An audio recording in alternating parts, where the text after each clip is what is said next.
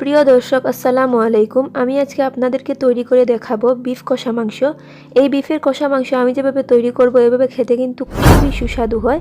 একটি মিক্সিং বোলের মধ্যে টক দই নিয়েছি 2 কাপ, আদা বাটা 1 চা চামচ, রসুন বাটা 1 চা চামচ, এর মধ্যে দিয়ে দিচ্ছি জিরার গুঁড়া 2 চা চামচ,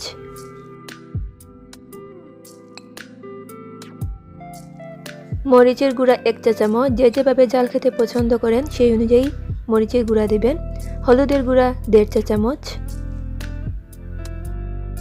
ধনে গুঁড়া 1 চা চামচ, কাজু বাদাম গুঁড়ো করে নিয়েছিলাম 2 টেবিল চামচের মতো দিচ্ছি, শুকনো মরিচের গুঁড়ো 2 টেবিল চামচ, লবণ পরিমাণ মতো, টমেটো সস 2 চা চামচের মতো। এখানে টমেটো সস আপনারা স্কিপও করতে পারেন। সরিষার তেল 2 চা চামচ। সরিষার তেল দেওয়ার কারণ হলো মূলত ফ্লেভারটা যেন একটু দ্বিগুণ হয়। সবগুলো উপকরণ একসাথে মিক্স করে নিচ্ছি।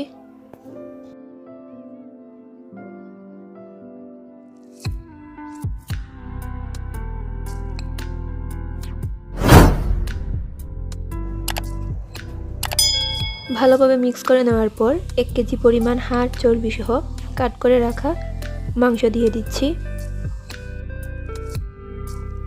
এবার মশলার সাথে মাংসগুলোকে খুব ভালোভাবে মিশিয়ে নিচ্ছি।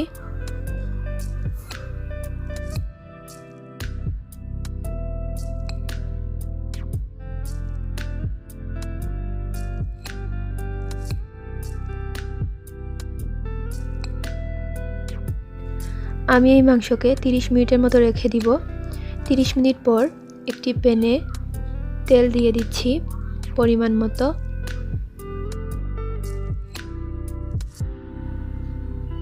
তেল একটু গরম হয়ে গেলে দারচিনি, এলাচি এবং তেজপাতা একসাথে দিয়ে দিচ্ছি।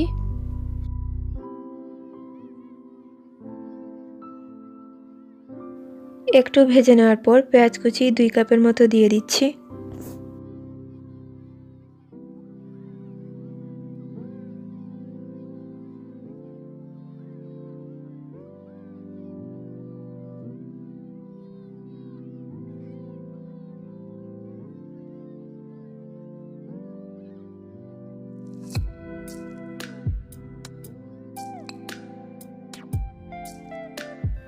পেঁয়াজগুলোকে বেশি ভাজবো না, এইভাবে সামান্য ভেজে আগে থেকে মেখে রাখা মাংসগুলো দিয়ে দিচ্ছি।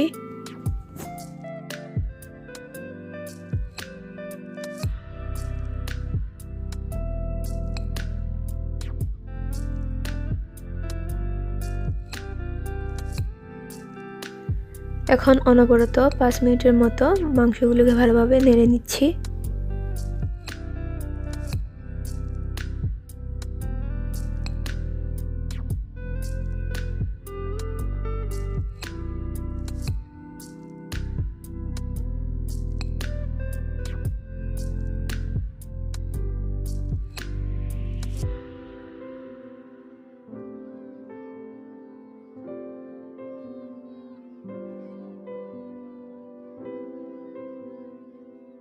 ভালোভাবে নেড়ে দেওয়ার পর 15 মিনিটের জন্য লো মিডিয়ামে রেখে দিচ্ছি যাতে মাংস থেকে পানি বের হয়ে আসে। 15 মিনিট পর হালকা নেড়ে নিচ্ছি।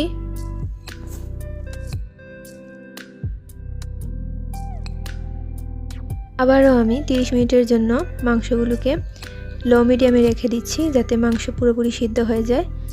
30 মিনিট পর অল্প পরিমাণ পানি দিয়ে দিলাম। চেষ্টা করবেন এই মাংস দিয়ে কম পানি ব্যবহার করার। আমি যেভাবে পানি ব্যবহার করেছি সেই অনুযায়ী ব্যবহার করলে ভালো হবে, এতে করে মাংসের টেস্টটা ভালো আসে। আবার মাংস ঢাকনা দিয়ে রেখে দিচ্ছি যতক্ষণ পর্যন্ত মাংস পুরোপুরি সিদ্ধ না হচ্ছে। মাংস পুরোপুরি সিদ্ধ হয়ে গেছে আর পানিও শুকিয়ে গেছে। তেলের পরিমাণটা একটু বেশি বোঝা যাচ্ছে কারণ চর্বি সহ মাংস দিয়েছিলাম। কেউ যদি ঝোল দিয়ে খেতে চান তাও খেতে পারবেন। এই তো তৈরি হয়ে গেল আমার আজকের রেসিপিটি। ভিডিওটি দেখে বাসায় অবশ্যই তৈরি করার চেষ্টা করবেন। আমার এই ভিডিওটি যদি ভালো লেগে থাকে তবে আমার চ্যানেলটি অবশ্যই সাবস্ক্রাইব করবেন। লাইক, কমেন্ট এবং শেয়ার করতে ভুলবেন না। আজ এ পর্যন্তই। সবাই ভালো থাকেন, সুস্থ থাকেন এই কামনা করি। আল্লাহ হাফেজ।